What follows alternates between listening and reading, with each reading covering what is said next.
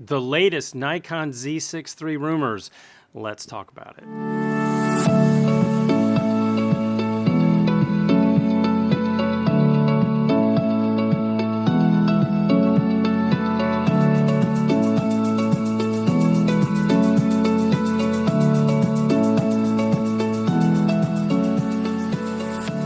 All right, thanks for joining. We have a lot to unpack today.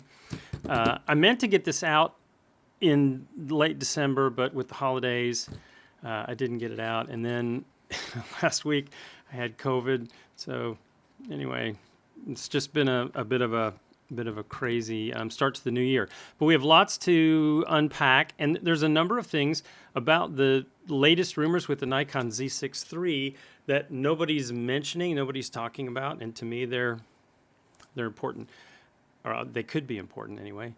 But, and just to note, these are all my opinions. You are certainly welcome to your opinions. Please write them in the comments below. Agree, disagree. I love healthy arguments. It's all good. A couple of things I noticed in the latest Nikon Z6III rumors that came out in December were two notes, and I think they're actually related. One was that the new design, the rumor said that they were going to have a better cooling design. So that's one thing to note. The second thing is that it appeared to say that there were going to be duo or two X-Speed 7 processors. And what do I think that means? Because I think they're related. So, have you ever built a campfire and then tried to cook on it? Right? You build a big fire, and when it's time to cook, what do? You take all the embers and you spread them out, right? Because if you leave all the wood together, it gets really hot in one spot. But what you want to do when you're getting ready to cook, you spread the embers out, right? And there's more even heat. So these two things, in my opinion, actually go together. And I've done in past lives and stuff some board design and things. So what I think could be happening here is Nikon may be looking to say, well, you know, let's put in two X-Speed 7 processors and split the work out, and on the board, let's move them apart, right? If you do everything in one chip, you're going to get more heat. So a dual X-Speed 7 design is, in fact, potentially, I think, a better cooling design. And I think that might be the reason why they're doing it. So that's the first thing. The other thing that I think it means is if they're going to put two X-Speed 7 processors in the new Nikon Z6III, is at this point they're cheap, right? They've already recouped all of their development costs. They've sold enough Z9s and Z8s to recover and recoup, and X-Speed 7 processors are now a profitable item for them, I'm sure, which means they can throw another X-Speed 7 processor and it won't cost them a whole lot of extra, right? So in other words, the incremental cost of a new X-Speed 7 processor is pretty low. So it won't drive up the cost, right? Which is a big deal when you're talking about a new camera. So better cooling design, dual X-Speed 7 processors actually makes a ton of sense. Makes a lot of sense. So the other thing that I would just say in terms of heat, right? The things that drive heat will be high frame rate shooting, right?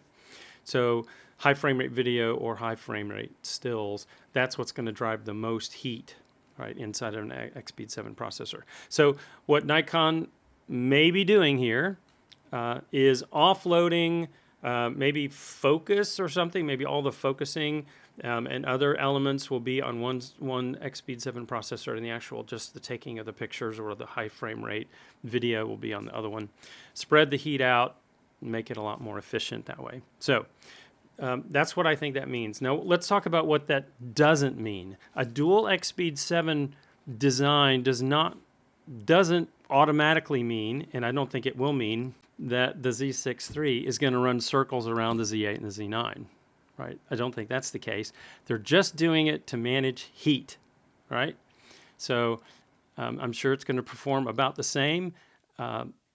They're obviously dealing with heat. The body's smaller, so they've got to deal with that. So it doesn't mean that because it's got 2 processors, it's going to be all that. In fact, we already know, maybe some of you bought I bought the Z6II because it had dual processors, thinking that Nikon was going to maybe somehow do more, right, with the camera.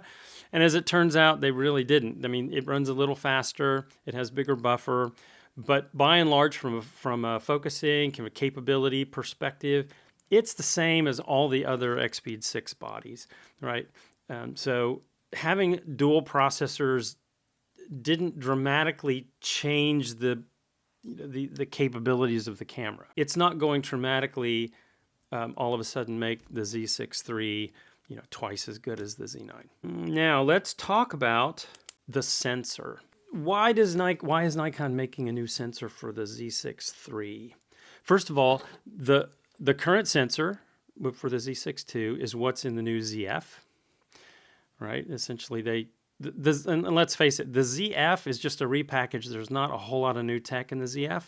I think it's got slightly better IBIS technology in it, but other than that, it's pretty much just existing technology. Xpeed 7 they already had, and the sensor they already had from the Z6II. But that sensor is really, really old, and it's also very slow.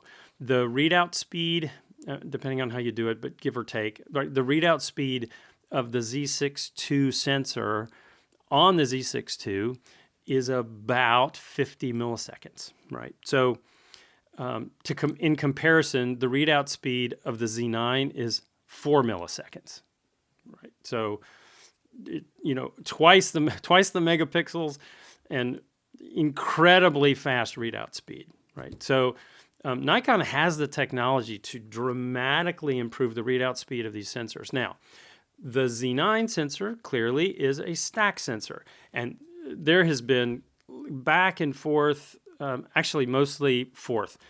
I've said all along that maybe the Z6III sensor would be stacked. I have some thoughts as to why that'll be. I'll share in a minute. Most people think not. But regardless, there's ample room to improve the readout speed, improve the performance of the sensor on the Z6III. The Z6II sensor, as I said, readout speed is like 50 milliseconds.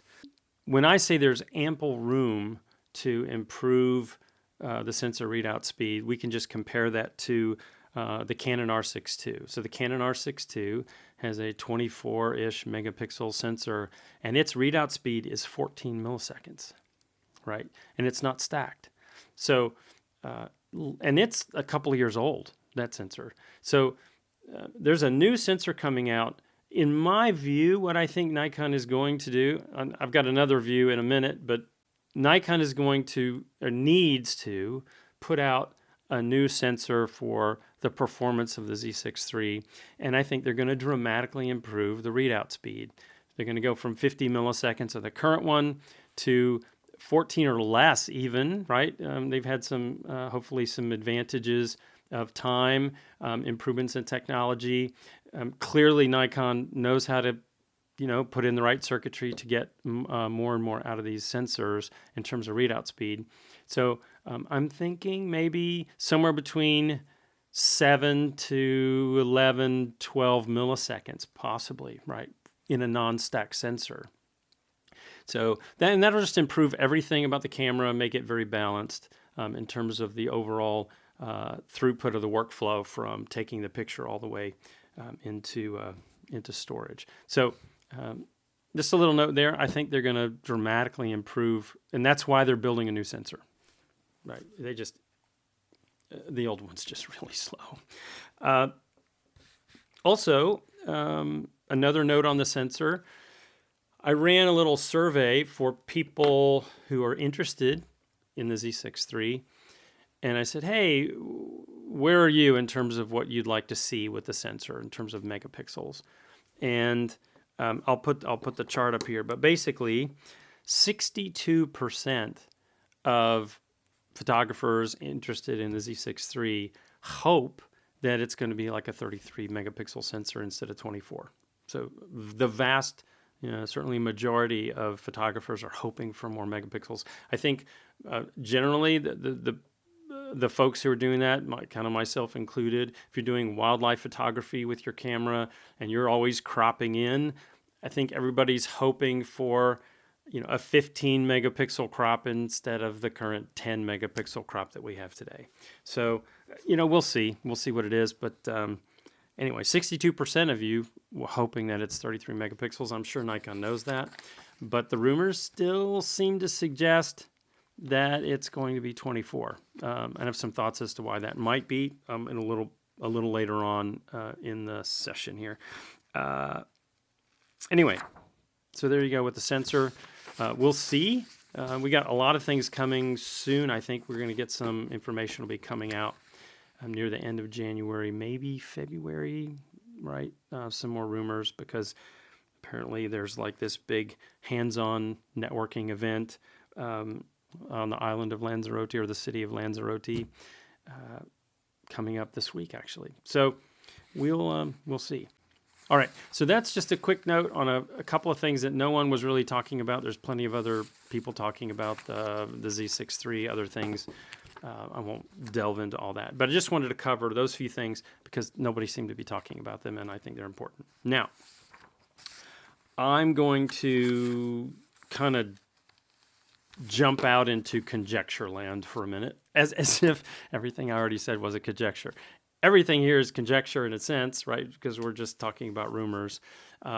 So this is even further conjecture, like stepping out in some ways on thin ice.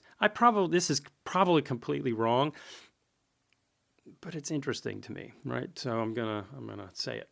So there's a rumor that Nikon's building a Z9H, right? A high performance Z9 camera.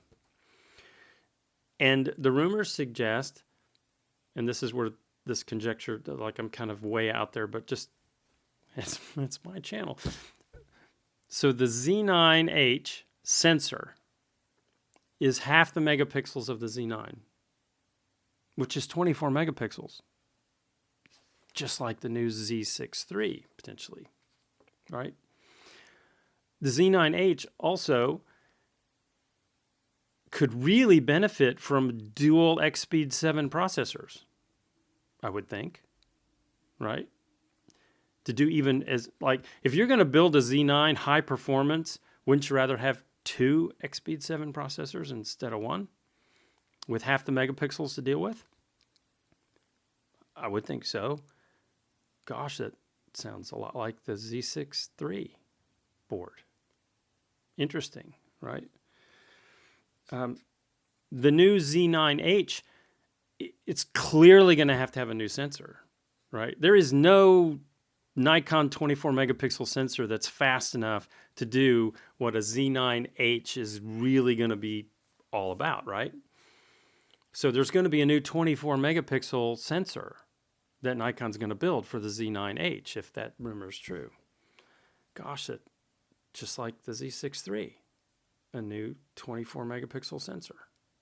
Look, and I know this is way out there, okay, but this is me, right? If I was Nikon and I needed to put out 2 cameras, a Z6III and a Z9H, to get the best economies of scale, I would build one planar with 2 X-Speed 7 processors, right? And on the firmware side, I would manage heat for a smaller body on the Z6III with the same planar. And on the Z9, I would change the firmware to blow the doors off of everything that camera can do. Because it's got a bigger body, it can handle more heat, et cetera, et cetera. But you got 2 X-Speed 7 processors to do it with. Why would you not build one planar, right? The cost, share the cost. Build one planar with 2 X-Speed 7 processors, use it in both the Z6III and the new Z9H. Why not? At the same time, if you need a new 24 megapixel sensor for the Z6III and you need a new 24 megapixel sensor for the Z9H, I mean, why build 2? Why would you build two and try to absorb the cost with two different sensors? I don't know. I mean, maybe look, the Z9H clearly is going to have a stack sensor, and everybody says stack sensors are so expensive. There's no possible way that you could have a stack sensor in the Z6III. I mean, I get that, right? But what if you're sharing the cost with another camera that's going to, right? I don't know. Again, I know this is kind of out there, and it could very well be that Nikon's going to build two 24 megapixel sensors, one stacked, one not. My gosh, to me, I would just build the same planar board and the same sensor, put them in both cameras, and manage all the differentiation with firmware, right? So, again, I realize that's kind of way out there. I'll leave that with you. Please share in the comments below if you think I'm completely nuts. I probably am. But it was interesting. It's interesting, isn't it? There's just a lot of synergies for whatever it's worth. All right, that's it. It was just a quick update. We will catch you on the next video. Please, if you like this kind of content, please hit the thumbs up, subscribe, and that'll help the channel out a lot. So appreciate it, and we'll catch you on the next video.